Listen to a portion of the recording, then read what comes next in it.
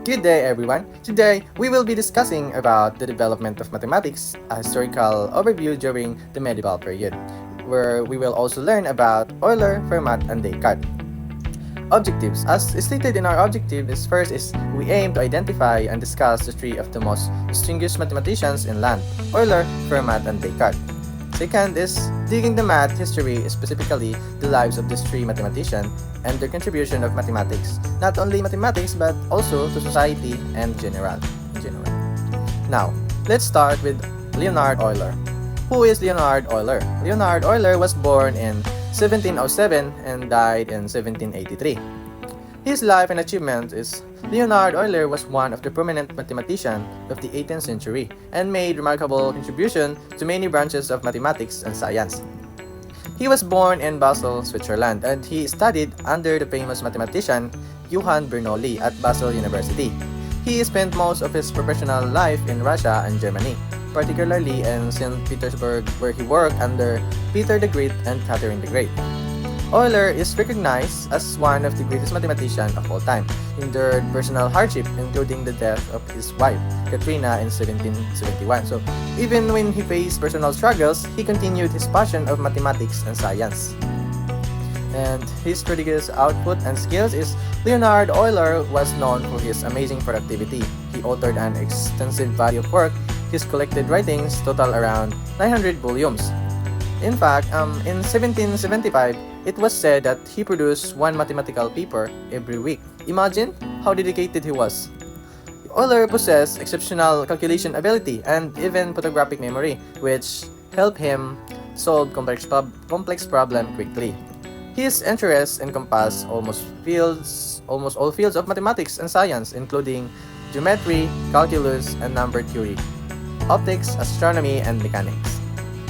Hello everyone, I am Hazel Faith Hasita, and I'm going to discuss to you about contributions to mathematical notations. So, Euler created or popularized several symbols and notations that remain in use today, which is 1 is e, the base of the natural logarithm, where 2 is I, the imaginary unit defined as square root of -1, where 3 is f of x, which is notations for functions, and 4 is sigma, which is denotes summation of a series. Fifth is standard use of ABC for constant and XYZ for unknowns. The symbol of 6 is the symbol of pi for the ratio of a circle circumference to its diameter.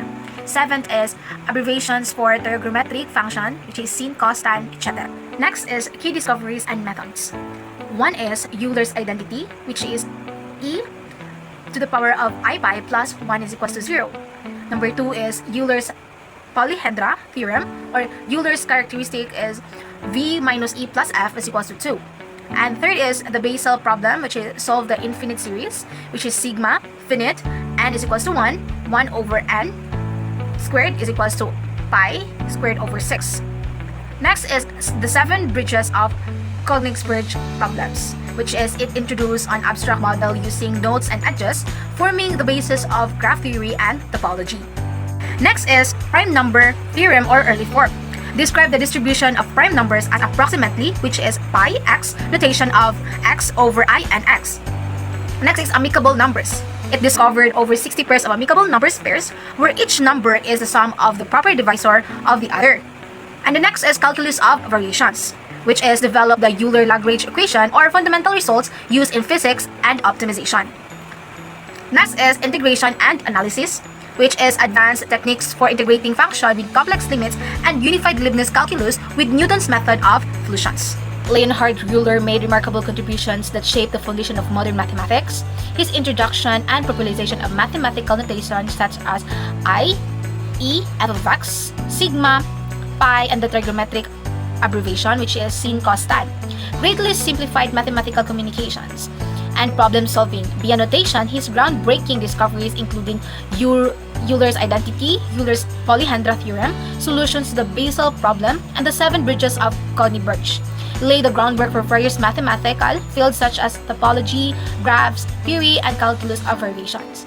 Through his deep insight and creativity, Euler not only advanced mathematics but also influenced physics, engineering, and modern analytical methods, leaving a lasting legacy that continues to guide mathematicians today.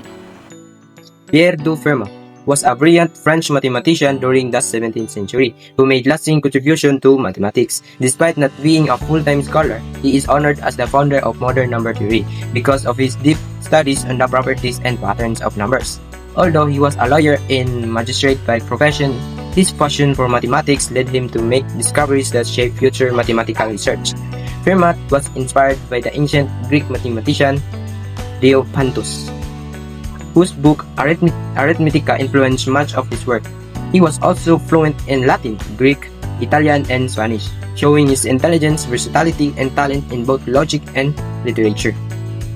Fermat's mathematical approach focused on finding new patterns and relationships among numbers that had long puzzled earlier mathematicians. He often wrote theorems and conjectures without giving more formal proofs, preferring to discuss and share them through letters with fellow mathematicians. This method encouraged others to think critically and explore of his ideas further.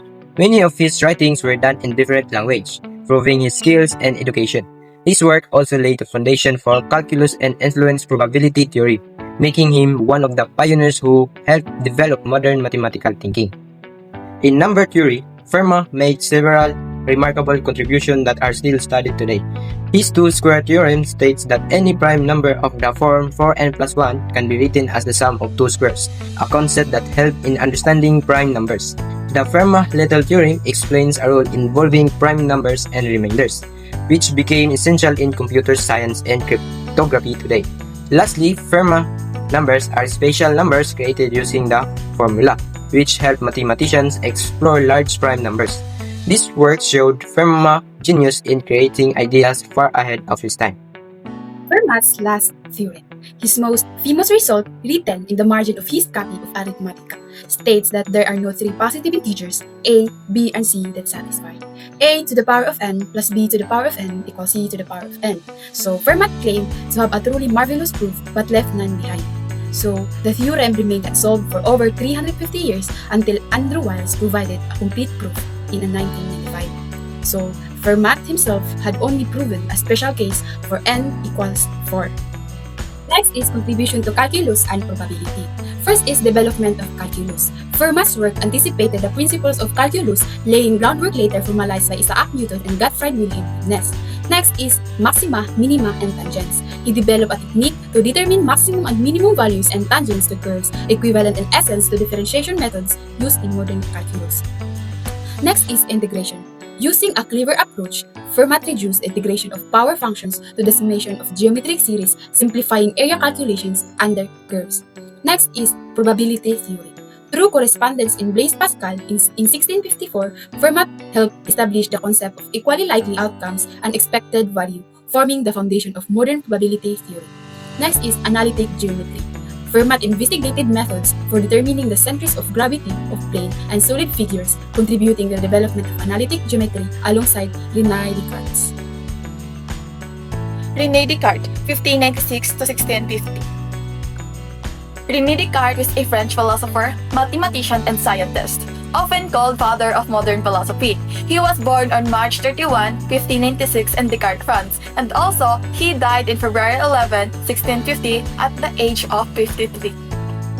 A key figure in 17th century scientific revolution, he is regarded as the first modern mathematician for his work in analytical geometry and algebra. His methods joined algebra and geometry, forming what we call now Cartesian geometry. His discoveries influenced for future studies, physics, and engineering.